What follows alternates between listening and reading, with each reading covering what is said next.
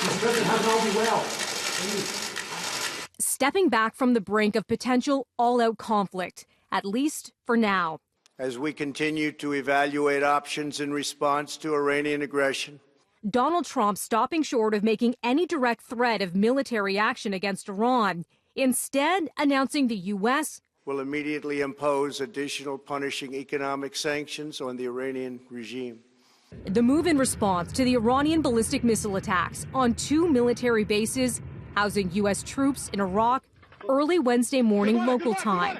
The blasts in retaliation for the U.S. drone strike last week that killed top Iranian military commander Qasem Soleimani. While Iran was behind the latest attacks, the U.S. president, in his morning address sticking to the teleprompter, says the outcome shows the regime wants to de-escalate a standoff. We suffered no casualties. All of our soldiers are safe, and only minimal damage was sustained. Our great American forces are prepared for anything.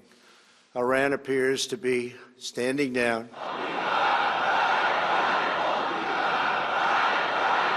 Addressing an audience chanting "Death to America," Iran's supreme leader calling the missile attacks on U.S. targets a slap on the face. He's demanding the pullout of American forces from the region. More than 5,000 U.S. troops remain in Iraq, along with other foreign forces.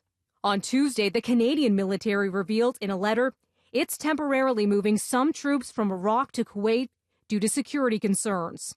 No Canadian Armed Forces personnel were hurt in the strikes.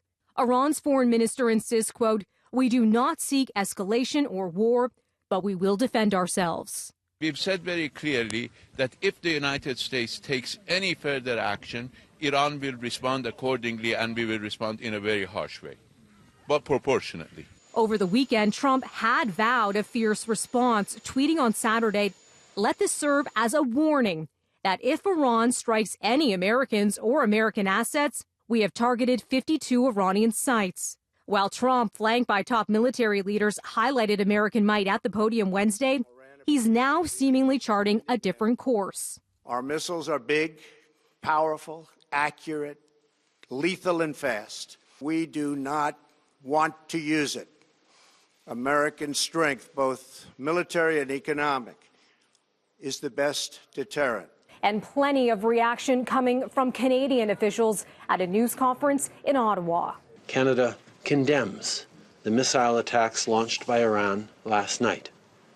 I am relieved, as are all Canadians, that all personnel deployed in Iraq are safe. I'd like to take a moment to thank once again the women and men in uniform who have worked hard with our allies to stabilize Iraq and counter Daesh.